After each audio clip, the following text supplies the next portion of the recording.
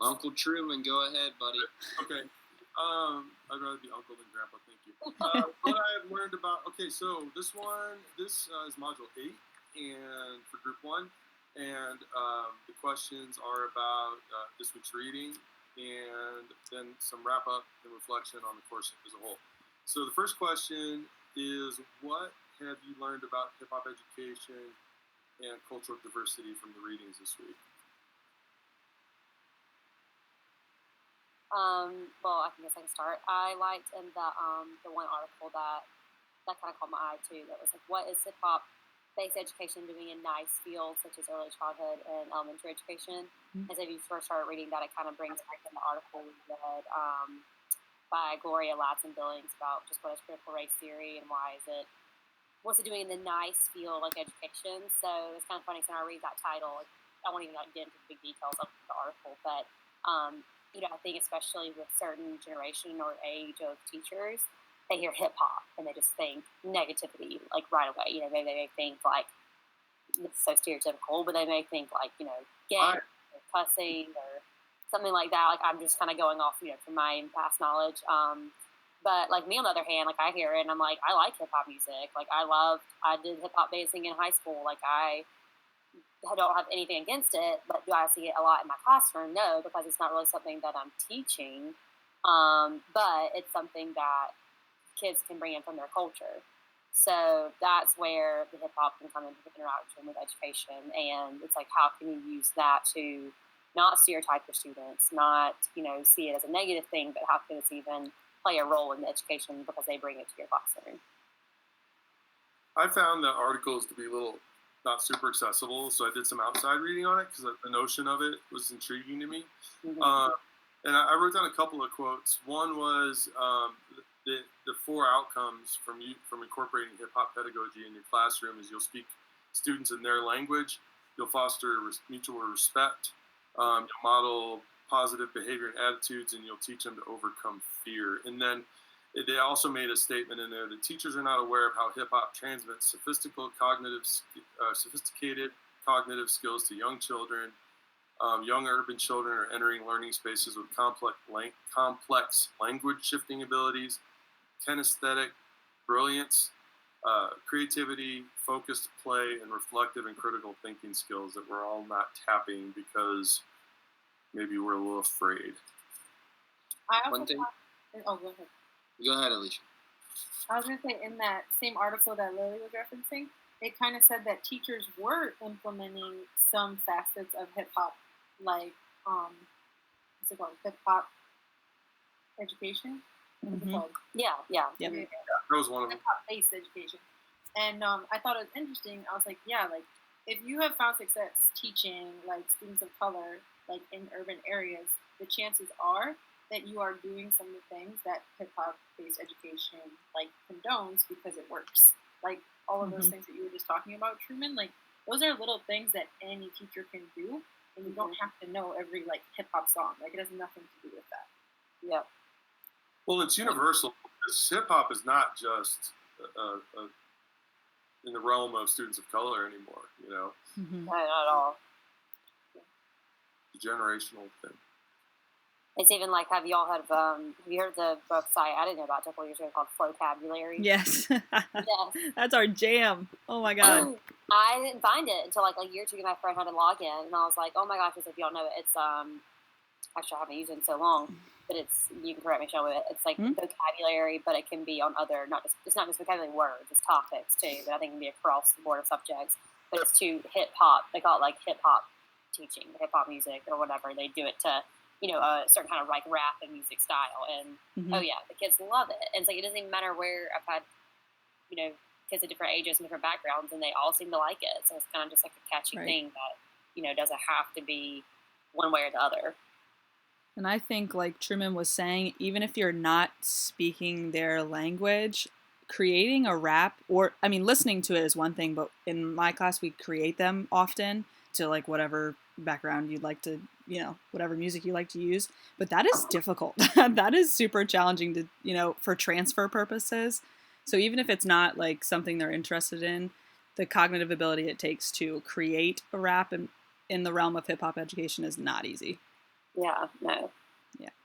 The challenge for me as a 50-year-old white guy is how to be authentic, Mm-hmm. not appear to be, and what I would do is enlist the kids to help make that happen. Is to kind of delegate it so it doesn't look like I'm being patronizing or Mm-hmm.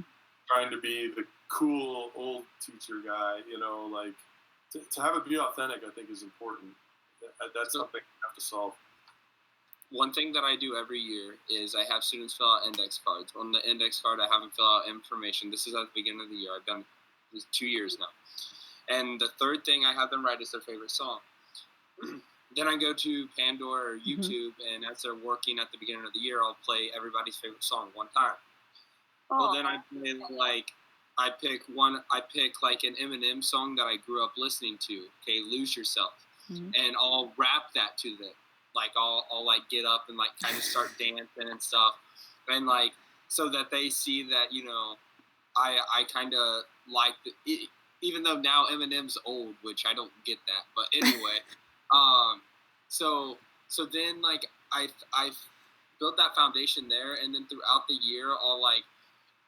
So last year specifically, I don't know how it's going to go this year. It may not even happen this year, but last year specifically in my pre-algebra class, I had a student that could beatbox, and he laid down the what is it called, the beats or whatever, to a rap that I created. So we worked. He played football for me. We worked collaboratively, like at practice and stuff. I was like, Lafa, give me a beat, and then.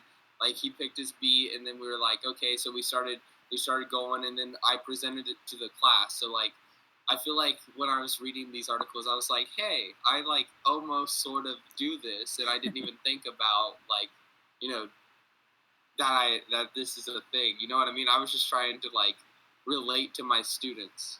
Mm-hmm. But it can backfire. So I didn't have my explicit settings turned off on Pandora the other day, and it started cussing, and so it very much can backfire. But you gotta be ready. Anyway, yeah, I was cracking up about the language in one of those articles too. I was like, love it, not holding back here. Yeah. Yeah, I was surprised. Not typical of a journal article. Yeah, exactly. Don't let me blow your blow your mind. All right, so and then we kind of already took care of that second question about using some examples of how we've seen it. Any other examples of how you guys have used it or seen it used in school spaces or in your world or? Vocabulary, by the way. So yeah, vocabulary. You guys are giving like really positive examples, but I don't want to be that person that like kind of goes against the grain. But like the article kind of touched on it, how it's like a bit of shade for a hip hop community of practice. Like I have definitely seen some of my kids like kind of have like a little rap battle like before class starts or whatever, and just say some like really really like offensive things. Yeah. And like in that space, like it feels like a safe kind of space where like nobody's actually taking it like personally, but at the same time, putting those like words out there, and like especially like the homophobic remarks, like I've definitely heard those. And I know that there's some kids that are not gonna. They're like, oh, I'm cool with it, but like, how cool can you actually be with somebody saying like a homophobic remark when maybe you haven't come out yet?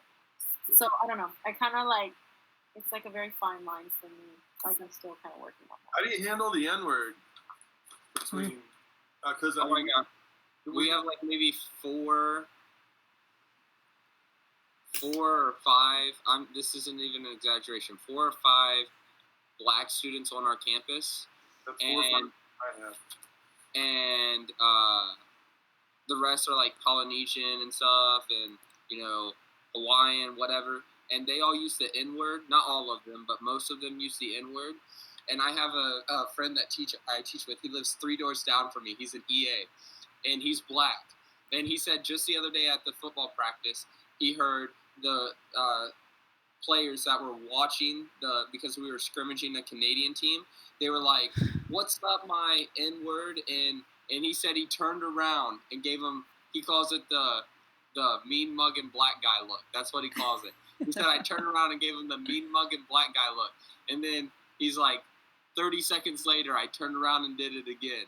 And he's like, they walked away all shamed. And I'm like, I just started laughing because, like, you know, it's like the kids don't realize that, like, I think we've gotten unsensitive to that word. Does that make sense? Like, we just use it so loosely. And, like, I guess some kids think that maybe it just means, like, a friend or whatever. But, like, no, like, that was a derogatory word. It still is. And it's kind of like kids are getting mixed signals because nowadays, you know, rappers include it every other line. You know, it's just like we there's like a double standard there.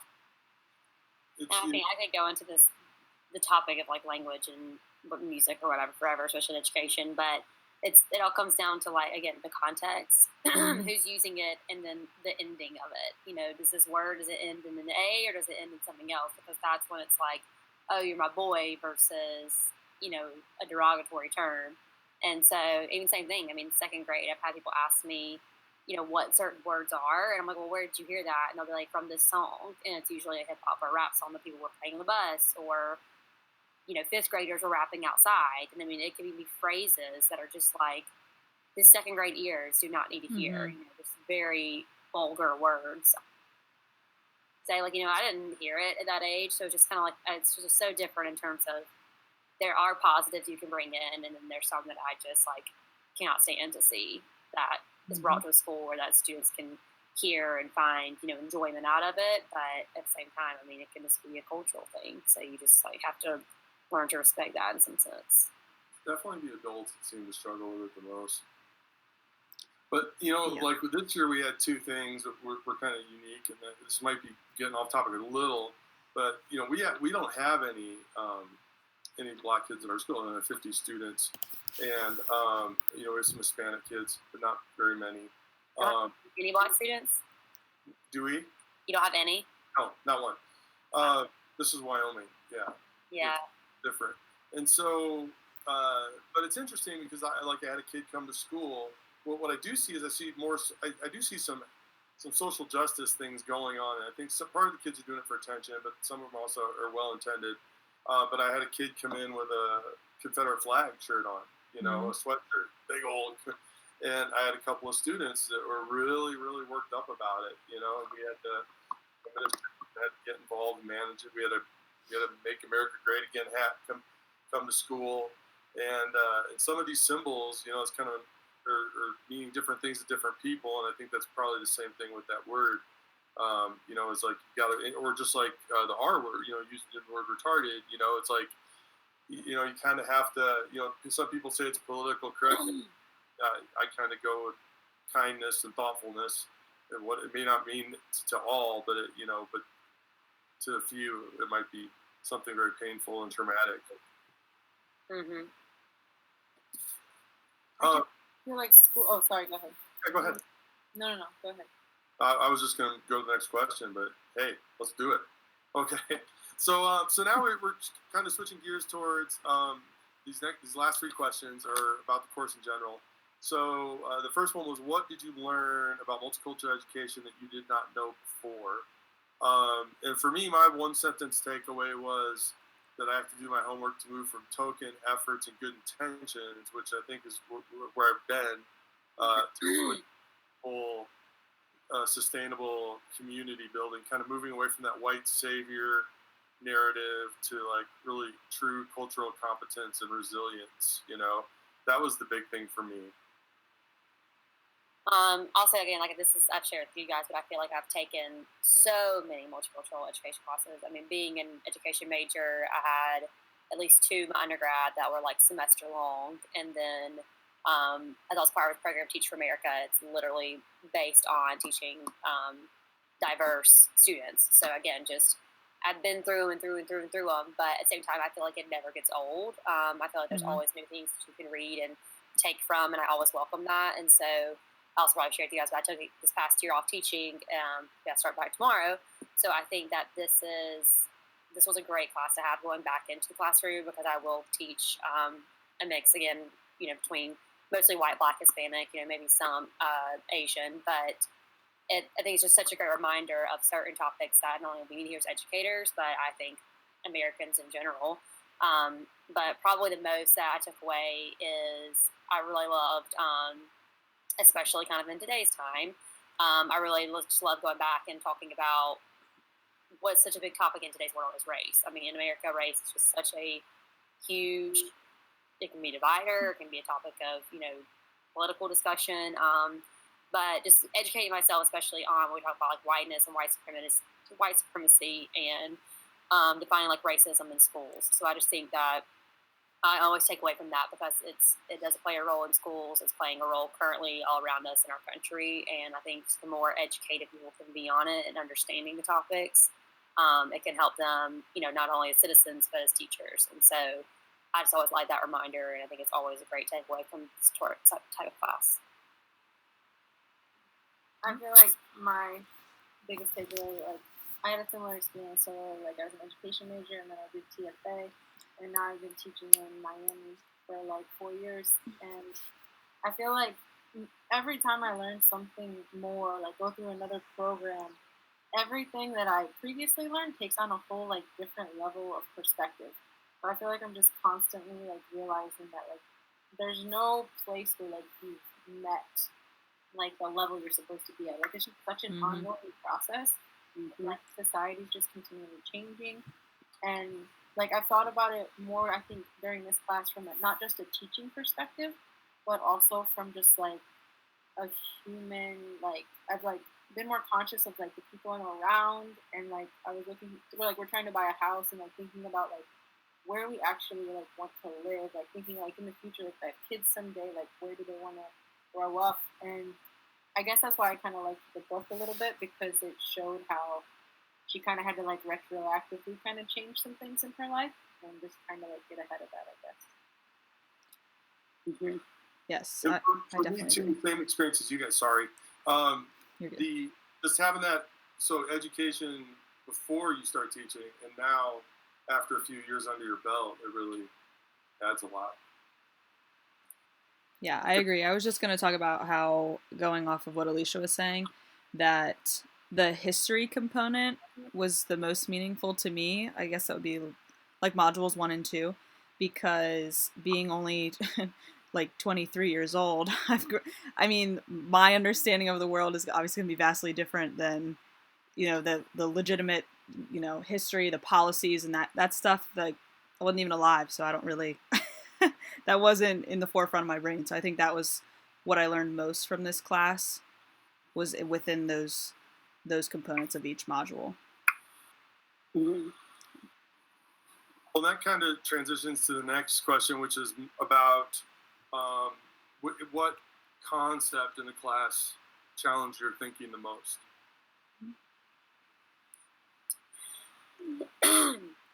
I'll start back up. I'm sorry, go ahead. The thing that challenged me the most was the idea of being colorblind, right? Mm-hmm. I think I talked about this in a webinar before, but like I used to think that like if I walked in and I just like to the classroom, I treated everybody equally, or if I didn't look at them as Asian or Polynesian or anything like that, I just looked at them as all students in my classroom, like everything would go smooth and this and that. And like this class has really made me think about like how everybody in my classroom has different cultures, different beliefs, different values, and that all plays into how they receive curriculum that is being presented. That all, and it's going to be interesting to see this year, because we switched from a curriculum that was made by the state to a curriculum that is now made by Glencoe. So it doesn't necessarily incorporate the Hawaiian, not values, but the Hawaiian scenarios and the word problems. So it's going to be interesting to see like when the textbook uses, because it's going to, when the textbook uses like a Johnny and Sally for the how that's going to go over with the students. How is this book, hopefully I haven't read through it all, but hopefully, they incorporate students' names that aren't just like stereotypical white names into the word problems. That way, students can feel like that they connect to the character. For me, it was the notion of white culture and kind of its characteristics and what goes along with it, and really thinking about that. That was I feel like I have a pretty good grasp on privilege, but I thought that was very interesting. Yeah, and I think also looking back at the topics from what challenged me the most, the thing about the cultural diversity is, again, like I feel like I'm surrounded a lot by, or not anymore really, but I was a lot more immersed in language and refugee children, but I never really understood, where they come from, or never just really interacted or took the time to learn about it. So that was definitely something that helped me learn, as I'm sure there's so many refugee children in America, especially around the borders. So that was definitely a part that I enjoyed, that challenged my thinking. But also, I guess it was last modules about just focusing on black girls or students of color that were girls. And again, that's something I've never really dived into because I've always just done students of color, very rarely broken it up in terms of, or like black students versus Hispanic, but never really like males and females of color. So that past module with those readings and those videos kind of definitely gave me a different outlook. And then the last question is, taking that to the next step, is what work do you still have to do based on this class, as far as to have engage with conversations on diversity, equity, and inclusion? For me, moving from that action to ally is really just, or moving from self, inside myself, to outside myself, into like becoming an ally and taking action and having difficult conversations in a way, being comfortable enough to have it, realizing I don't have to be perfect, but to make an effort and to really make change. Yeah, I said the same thing. I said that now, knowing all this, the act of actually just engaging in conversation and being responsive in the classroom is the next battle, because it's one thing to understand it, it's another thing to put it into practice. So being able to respond on the fly is going to be my next thing. That's probably, I've always taught, for the 4 years I've taught, I did second grade, so I've done that young, because I was a little bit older. And there were times that were like, I'm just like, it's not even worth it. It's not worth getting into it because they don't understand. Like even my second graders, when I was in my most diverse class, they like didn't even know like what like the word race was. Like they didn't know like black versus white versus Middle Eastern or however else. And so this kind of goes back to the scripted curriculum in the pedagogy of poverty. But we had this one curriculum in this really my low income district that was very scripted, and we had to do a full module on the Civil War for second graders who, first of all, can't even grasp what war is, but we also had to teach them, what called Civil War, slavery. Here's what slavery was. Whites hated blacks, and like the kids could not grasp why the slaves are just black. They were like, why? Like literally they could not understand why the slaves were just black, why they were brought over, like their developmental which was not there yet. And they're like, well, why do they mistreat them? Like they're people. I mean, it's just so great that they were raised to know now that that's so wrong. So I just remember that was a time point where I just like wanted to get away from it. Like they don't understand. I would make excuses, but at the same time, like they didn't understand. So I would try to tell them as easily and well as I could, what the problem was with race and how this was such a problem back then, and also we don't have slavery now, but there still can be other controversies. But coming from that, I'll be using fourth graders, so I am like kind of excited to like I'm not teaching them Civil War, but we do a huge Native American unit. I can't remember what's after that, but Native Americans, they're also a different race as well. I have a lot to say about. I've been reading after the book we just read, Waking Up White, which talks about the Native Americans in the first chapter, and I'm like, oh my gosh, like this is probably the same thing how I viewed it as a kid. So I think if anything, it kind of makes me like more awake and like. I always want to use the word like, lit or like on fire to be like, okay, this is something that maybe I've avoided, but because I feel you're the age of understanding, like we are going to go there. So I kind of think that, this class has prepared me for it, and it's something that I should do as an educator for those students. Yeah, I think for me it's just like starting those conversations, because like I think back to how I grew up, and I never had anyone to have those conversations with me. So when I was 5, I was playing Cowboys and Indians in my driveway, and I was watching all of these westerns, and like it was just like everything that I was experiencing was like going towards all of these stereotypes that I was subconsciously absorbing.